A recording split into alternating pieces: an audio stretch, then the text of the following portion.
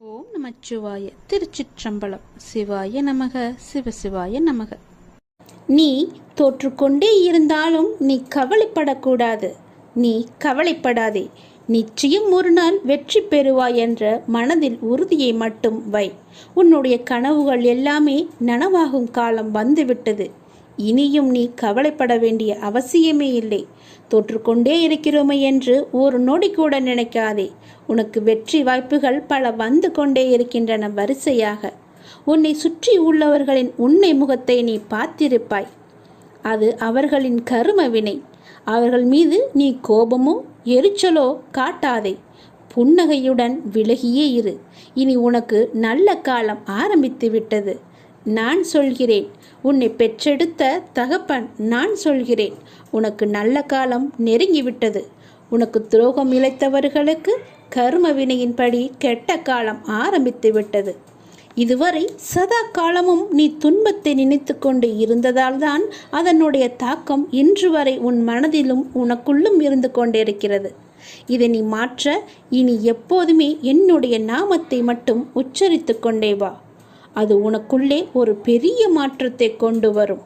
அந்த மாற்றம் உன்னை என்னிடத்திற்கு தானாகவே அழைத்து வரும். அப்போது உன்னை தூக்கி நான் துடைத்து உனது துன்பங்களுக்கான நிவாரணத்தை நானே வழங்குகின்றேன். நீ பல கர்ம வினைகளை ஏற்றுக்கொண்டு வந்திருப்பதால் தான் அவை அனைத்துமே இப்பொழுது செயலாக மாறி இன்பம் துன்பம் என்ற இரண்டையும் உனக்கு வரிசையாக அளித்து கொண்டிருக்கின்றன. இவை வரிசையாக ஒன்றன் பின் ஒன்றாக வந்து கொண்டே இருக்கின்றன. ஆனாலும் என்னுடைய துணை கொண்டு துன்பங்களை எல்லாம் சுலபமாக நொடி பொழுதில் நீ கடந்து விடுவாய். கடந்தும் செல்லலாம். அதற்கு தேவை நீ செய்ய வேண்டியது என்னுடைய நாமத்தை மட்டும் உச்சரிப்பதே. என்னுடைய நாமத்தை உச்சரித்து பொறுமையாக நம்பிக்கையுடன் என்னை நம்புவது மட்டும்தான் உன்னுடைய கடமை. மற்றது எல்லாவற்றையுமே பார்த்து கொள்வது என்னுடைய பொறுப்பு.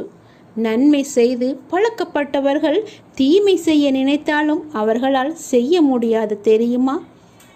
நன்மையை செய்து கொண்டிருப்பவர்கள் தீமை செய்ய ஒரு நாளும் அனுமதிக்க மாட்டார்கள். உறுதியான பக்தியால் அனைத்துமே உனக்கு கிட்டும். இனி உன்னுடைய வாழ்வில் எல்லாமே சரியாகும். எப்படிப்பட்ட சூழ்நிலையிலும் நான் உன்னை கைவிட மாட்டேன். இந்த அப்பாவின் வாக்கு உண்மையானது. எப்படிப்பட்ட சூழ்நிலையும் நீ எளிதாகவே கடந்து விடுவாய். என்னை மட்டும் நீ நம்பு. உன் கூட நான் எப்பொழுதுமே இருப்பேன். நேர்மை ஒரு வரப்பிரசாதம் என்பதை நீ மறந்து விடாதே. நேர்மைதான் எல்லோருக்குமே வேண்டும். நேர்மையோடு வாழ்ந்து பார். உனக்கு வர வேண்டியது வந்து சேரும். உன்னால் எல்லாம் முடியும். நீ எதற்காக உன்னுடைய வெற்றியிலிருந்து பின்வாங்கப் போகிறாய்? அப்படிப்பட்ட எண்ணமே உனக்கு வேண்டாம். நான் இருக்கிறேனே. நீ மிக சிறந்த வெற்றியாளனாக மிளிர வேண்டுமெனில் போராட்டங்கள் அனைத்தும் மன உறுதியுடன் துணிச்சலுடனும் எதிர்கொண்டால் வெற்றி என்பது கை கெட்டிய தூரம்தானே. பிறகு எதற்காக நீ பின்வாங்குகிறாய்? துணிச்சலாக இறங்கு. நான் இருக்கிறேன். உன் மனது பற்றி உன்னை தவிர வேறு யாருக்குமே தெரியாது. உன் மீது உன்னை போல் அக்கறை உள்ளவர் எவருமே கிடையாது. உன்னை நீயே முதலில் தாழ்த்திக் கொள்வதை நிறுத்து. உன்னை நீ அறிய முயற்சி செய். உன் காரியமெல்லாம் தானாகவே கைகூடி உன்னை தேடி வரும். வாழ்க்கையை பற்றி ஆழமாக சிந்திக்க வைத்த வரிகள் தான் இது.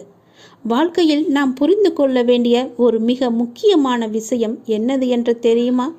கடைசி வரைக்கும் ஒருத்தரை முழுசாக புரிந்து கொள்ள முடியாது என்றால் எவன் புரிந்து கொள்கின்றானோ அவன்தான் நிம்மதியாக இருப்பான். ஒருவரை உங்களால் முழுமையாக 100% புரிந்து கொள்ள முடியும் என்றால் அந்த மனிதரோடு உங்களால் உறவாட முடியாது.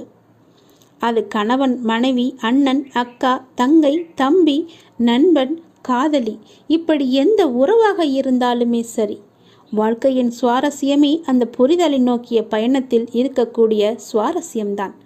நமக்கு எளிதாக கிடைக்கக்கூடிய பலது பலருக்கு இன்றைக்கும் கனவாகவே இருக்கிறது. மகிழ்ச்சி என்றால் என்னவென்று அதை அனுபவிக்கும் போது மனிதனுக்கு தெரிவது கிடையாது. அப்போது அவர்களுக்கு அலட்சியப்படுத்துவார்கள். அது இல்லாமல் போகும்போது பாருங்கள், அப்போதுதான் தெரியும். நேர்மையற்றவர்களும் உயர்கிறார்களே என்று நாம் எப்படி வருத்தப்படவோ ஆச்சரியப்படவோ கூடாதோ, அதே போலத்தான். ஏனெனில் நம்முடைய நோக்கம் உயர்வும் அல்ல, நேர்மையாக இருப்பது மட்டுமே. ஒரு மணியைப் போல நல்ல செயல்கள் சொர்க்கத்தின் வாசலில் ஓசையை எழுப்பும். சில சமயங்களில் மலைக்கு ஒதுங்கி நிற்பதைப் போல. அதுபோலவே சில மனிதர்களிடம் ஒதுங்கி நிற்பதுதான் நம்முடைய வாழ்க்கைக்கு நல்லது. ஒருவரை கண்டால் உங்களுக்கு பிடிக்கவில்லையா? அவர்களிடம் வீணான வாக்குவாதத்தை விட்டு அவர்களிடமிருந்து நீங்கள் ஒதுங்கி வந்து விடுங்கள். அதுதான் உங்கள் வாழ்க்கையை செழுமையாக வைத்துக்கொள்ளும். அவர்கள் எது வேண்டுமானாலும் சொல்லட்டும், எதுவுமே நீங்கள் காதில் போட்டு கொள்ளாதீர்கள். கசக்கும் வேப்பங்காய் கூட பழுத்தால் இனிக்கிறது.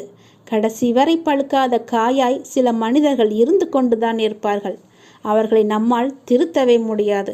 என்ன செய்தாலும் அவர்களால் திருந்தவும் முடியாது. உன் தூய பக்தியினால் மட்டுமே நீ நினைத்தது நிச்சயமாகவே நிறைவேறும்.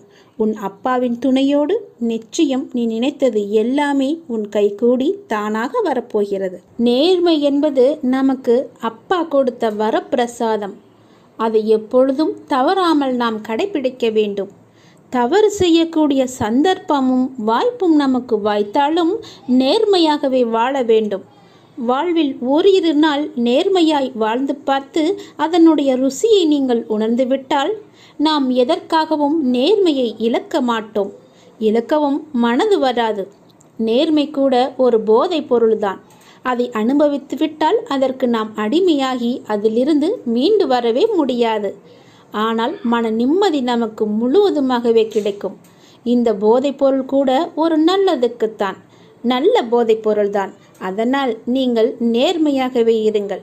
எப்படிப்பட்ட சூழ்நிலையும் உங்களுடைய நேர்மையை மட்டும் கைவிட்டு விடாதீர்கள்.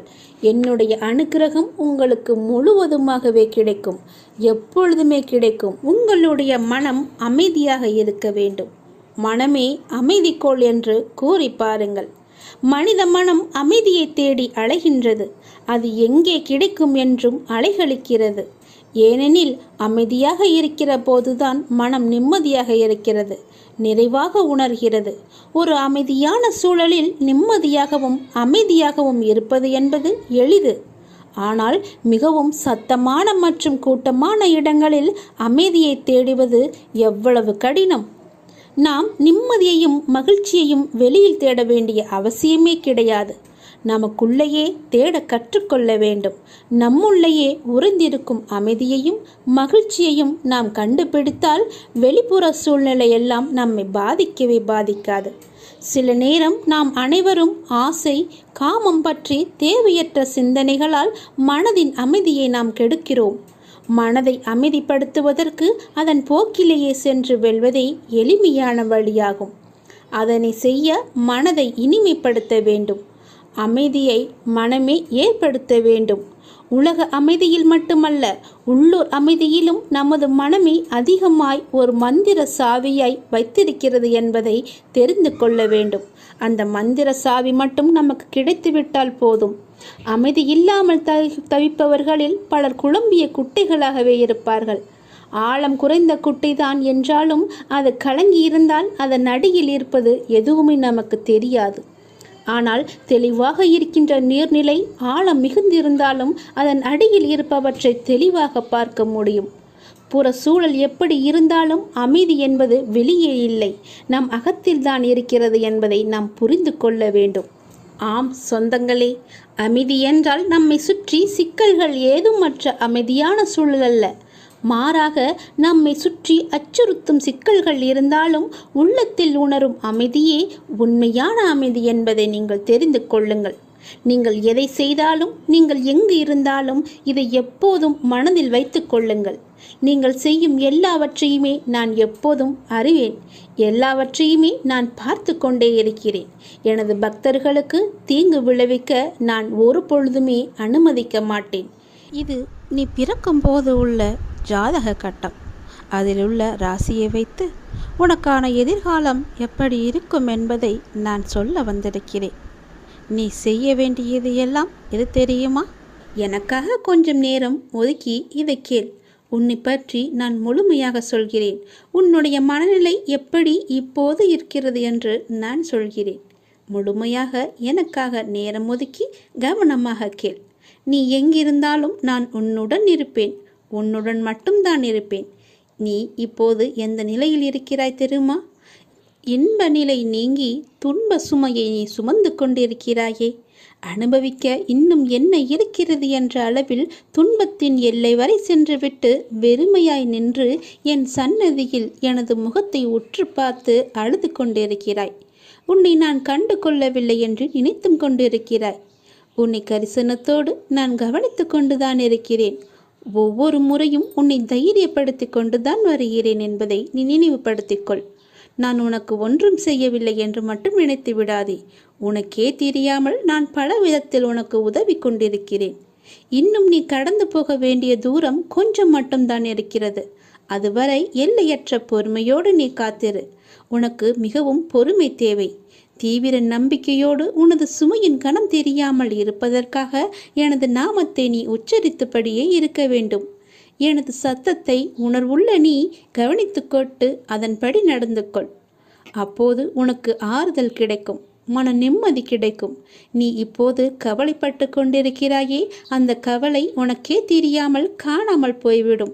இருந்த இடம் தெரியாமல் போய்விடும். நீ எதை பற்றியுமே மனதில் வைத்து கொண்டு சஞ்சலப்பட்டு கொண்டிருக்காதே.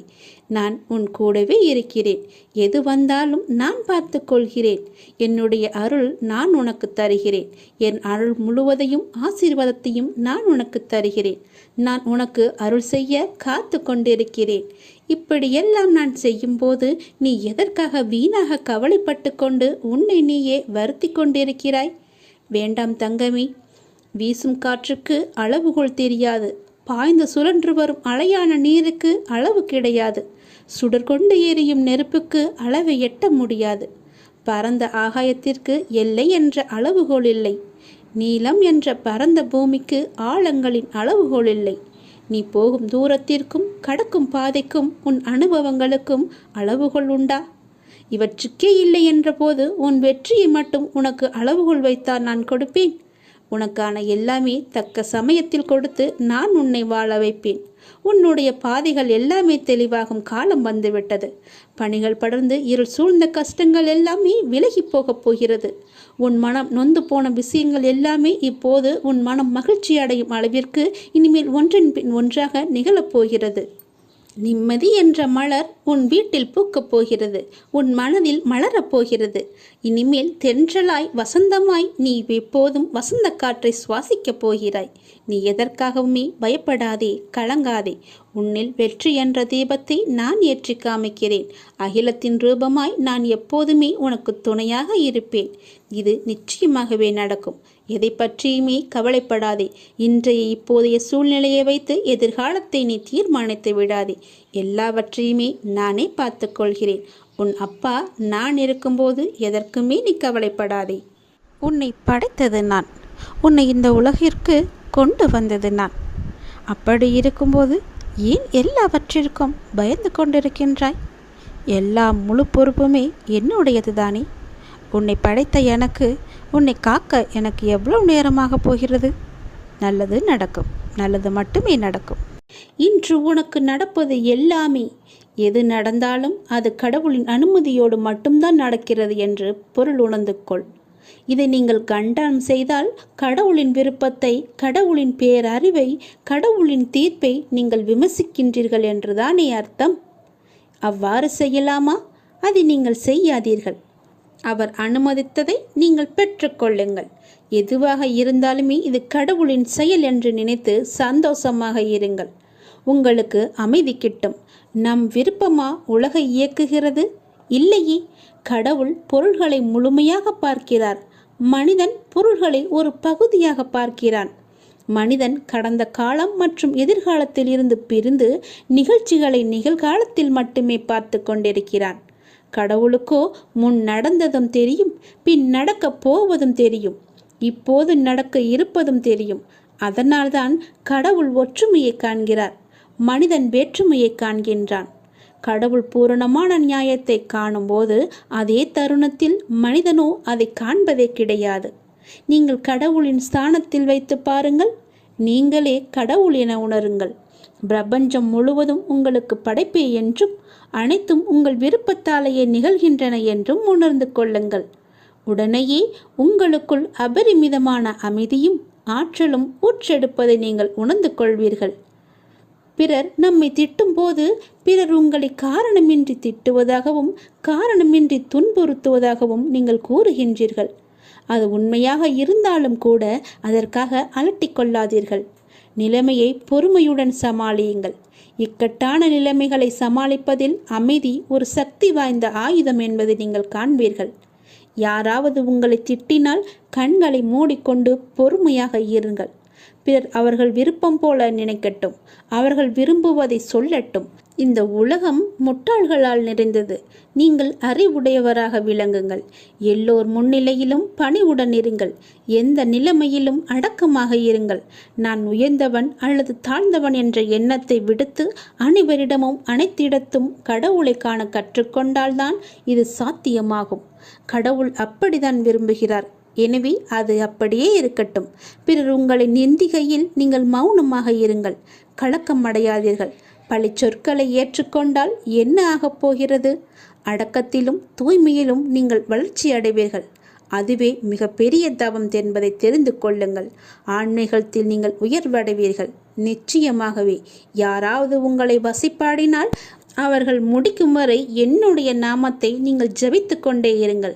வாய்விட்டு கூறினாலும் சரி, அவர்கள் கூறுவது உங்கள் காதுகளில் விழாது. நீங்கள் செவிடாகி விடுவீர்கள். எப்போதெல்லாம் எங்கெல்லாம் அநீதி தோன்றுகிறதோ அப்போதெல்லாம் அங்கெல்லாம் நான் அவதரிப்பேன். அநீதியை நான் அழிப்பேன். நான் நான் என்று கூறுகிறாயே அர்ஜுனா, நான் என்பது எது? நான் தான் நீ, நீதான் நான். உன்னை இயக்குபவனும் நான் தான் என்பதை நீ தெரிந்து கொள். உனக்கு நடப்பது எல்லாமே என்னால் என்பதை தெரிந்து கொள். உனக்கு நடப்பது எல்லாமே உன்னுடைய நன்மைக்காக நான் செய்கிறேன் என்பதை தெரிந்து கொள். எந்த பொருளையும் தீயிலிட்டால் முதலில் அது கருப்பாக ஆகும். பிறகு இன்னும் அக்னியுடன் போட்டால் நீற்று போகும், சுத்த வெளுப்பாக ஆகிவிடும். அப்புறம் தீயில் போட்டால் அது மாறாது. அதுவே முடிவான நிலை. இப்படி நீற்று போனதே திருநீரு. நீரு பஸ்மம் எனப்படும். ஈஸ்வரன் மகா பஸ்பம். எல்லாம் அழிந்த பின்னும் இவற்றை அழித்துவிட்டு எஞ்சி நிற்கிற அழியாத சத்தியமான மகா பஸ்பம்தான் உதி. அவன் பஸ்மமாக நீற்று வெளுத்து போனதற்கு முந்திய மாறுதல்தான் கருப்பு. அதுதான் கரி. நிலக்கரிதான் இவ்வுலக ஐஸ்வர்யத்தில் இக்காலத்தில் முதலிடம் பெற்றிருக்கிறது தெரியுமா? எதுவும் தோன்றவும் இல்லை, இங்கு எதுவும் இயங்கவும் இல்லை, மறையவும் இல்லை. புற உலக மாயைகளை நீக்கினால் உனக்கு உள்ளது உள்ளதுபடியே இருக்கிறது. உங்கள் விவாதம் மௌனமாகவே இருக்கட்டும். மௌனத்தை விட சிறந்த விவாதம் ஏதுமே இருக்க முடியாது. அவரவர் விரும்பிய பதிலை அவரை பெற்றுக்கொள்ள உங்கள் மௌனமே ஆக சிறந்த விவாதமாக இருக்கட்டும். நீங்கள் அறிந்ததை கொண்டு கடவுளை வழிபடுங்கள். உனது உள்ளத்தில் இருந்து வழிபடுங்கள். வழிபாட்டிற்கு எந்த ஒரு விதிமுறையும் கிடையாது. உன் தாயை எவ்வாறு உனது தேவைக்கு நீ அழைப்பாயோ அதே அன்பும் அக்கறையுடனும் இயல்புடனுமே எனக்கு போதுமானது என்பதை தெரிந்து கொள்ளுங்கள். இந்த அப்பாவை அழைப்பதற்கு எந்த ஒரு சிறந்த வழிமுறை என்பதும் நான் வைத்து கொள்ளவில்லை. அன்பாக கூப்பிட்டால் போதும். நான் இருக்க பயம் என்று உன்னை தேடி நான் ஓடோடி வந்து விடுவேன். உன் மனதின் குழப்பத்தையும் உன் வாழ்வின் சரியான பாதைக்குமே நான் இவற்றையெல்லாம் தந்து கொண்டிருக்கிறேன். உன்னை முழு திருப்திப்படுத்தவே நான் இதையெல்லாம் சொல்லிக் கொண்டிருக்கிறேன். உன் மனம் சஞ்சலத்தில் இருக்கும்போது என்னுடைய உதியை எடுத்து பூசிக்கொண்டு இருந்து பார். உன் மனம் தெளிவாகும். உனக்கு மாமருந்தே இதுதான். உன் மனம் உடனடியாகவே தெளிவடைந்துவிடும். உன் பார்வையே உனக்கான வெற்றி என்று தெரிந்து கொள். தன்னுடைய நிலை உணர்ந்து இன்பத் துன்பங்களை சமநிலையில் எதிர்கொண்டு எதிர்பார்ப்பில்லாமல் வாழ்ந்து பாருங்கள். உங்கள் வாழ்வில் எதிர்பார்ப்பு இருந்தால் உங்கள் வாழ்க்கையே நிம்மதி இல்லாமல் போய்விடும். இன்று இப்போது இந்த நொடிதான் நமக்கு உள்ளது என்று சந்தோஷமாக வாழுங்கள். எதிர்பார்ப்பு இன்றி வாழ்ந்து பாருங்கள். நிம்மதி நிலைத்து இருக்கும். உன்னுடைய தூய்மையான பக்தியினால் நீ எல்லாவற்றையுமே பெற்று சந்தோஷமாகவே வாழ்வாய். நீ நினைத்த விஷயங்கள் எல்லாமே சீக்கிரமாகவே உனக்கு கிடைக்கும். நீ சந்தோஷமாகவே இரு. தினசரி எனக்காக தினசரி 5 நிமிடம் மற்றவர்களுக்காக பிரார்த்தனை செய்யும் பொழுது நம்முடைய எண்ணங்கள் நேர்மறையில் செயல்பட்டு நல்ல மாற்றங்களை நமக்குள்ளே கொண்டு வருகிறது. நாம் நம்முடைய தேவைகளுக்காக எந்த வேண்டுதலும் இல்லாமல் அடுத்தவர்களுக்கு பிரார்த்தனையில் ஈடுபடும் பொழுது நம்முடைய தேவைகள் தானாகவே நிறைவேறிடும். யாராவது உன் கண் முன்னே கஷ்டப்பட்டு கொண்டிருந்தால் அவர்களுக்காக ஒரு 2 நிமிடமாவது அவர்களுக்காக வேண்டிக்கொள். அவர்களுடைய பெயரை என்னிடம் சொல்லிக்கொள். அது போதும். உன்னுடைய வேண்டுதல் தானாகவே நிறைவேறும். காலப்போக்கில் நமக்கு தேவை என்பதே இல்லாமல் நம்முடைய மனம் எப்பொழுதும் ஆழமான அமைதியில் அபரிமிதமான ஆசிகளுடனும் எப்பொழுதும் நிறைவாகவே இருக்கும். இப்படிப்பட்ட பிரார்த்தனையில் ஈடுபட எல்லோருக்குமே வாய்ப்பு அமைவதில்லை. ஆனால் நமக்கு இந்த வாய்ப்பு கொடுக்கப்பட்டிருக்கிறது. அதை நீ முழுமையாகவே பயன்படுத்திக்கொள். இப்படிப்பட்ட பிரார்த்தனையில் ஈடுபட எல்லோருக்குமே வாய்ப்பை நாம் தரமாட்டேன். உனக்கு இந்த வாய்ப்பை நான் கொடுத்திருக்கிறேன். அதனால் இதை நீ பயன்படுத்திக்கொள். எல்லோருக்குமே நன்மையை மட்டுமே செய். நம்மையும் நம்மை சுற்றி உள்ளவர்களையும் உயர்த்த நமக்கான வாய்ப்பு இது என்று எண்ணிக்கொள். இந்த வாய்ப்பை நீ தவறாமல் பயன்படுத்தி நாம் உயர்ந்து நம்மை சார்ந்தவர்களையும் உயர்த்துவோம் என்று எண்ணத்தோடு செயல்பட்டு பார். உனக்கு வேண்டியது எல்லாமே தானாகவே வரும். எந்த தடங்களும் இல்லாமல் உன் கைகளில் வந்து சேரும். உளமாற உன்னுடைய மனதார பிரார்த்தனையில் ஈடுபடும் பொழுது நமது தீய கர்மாக்கள் எல்லாமே குறைந்துவிடும். அபரிமிதமான ஆசீர்வாதங்கள், எல்லா தெய்வங்களின் ஆசீர்வாதங்களும் உனக்கு தானாகவே வந்துவிடும். எப்பொழுதும் நேர்மறையான எண்ணங்களால் உன் மனதை நீ நிரப்பி வைத்துக்கொள். உன் வீட்டையும் நேர்மறையாகவே மாற்றி வைத்துவிடு. நீ பேசுவதும் நேர்மறையாகவே இருக்கட்டும். நீ முழுவதுமாகவே நேர்மறையாகவே மாறிவிடு. எதிர்மறை உனக்குள்ளே வராதபடி செய்து கொள். நேர்மறை இருந்தால் அந்த வீட்டில், அந்த இடத்தில் எதிர்மறைக்கு வேலையே இருக்காது. அடுத்தவர்களுக்கான இந்த 5 நிமிடம் நமக்கான மிக பெரிய ஆசீர்வாதம் என்பதை நீ தெரிந்து கொள். உணர்ந்து பயன்படுத்தி கொள்வதற்காக நான் உனக்கு இப்பொழுதே மனமார்ந்த நன்றிகளை நான் கூறிக்கொள்கிறேன். மற்றவர்களுக்காக நீ வேண்டுவதற்காக என்னுடைய நன்றி இது. ஏற்றுக்கொள். உங்கள் சிரமங்கள் அனைத்துமே விரைவிலேயே தீர்க்கப்படும். நிச்சயமாகவே தானாகவே எல்லாமே சரியாகும்.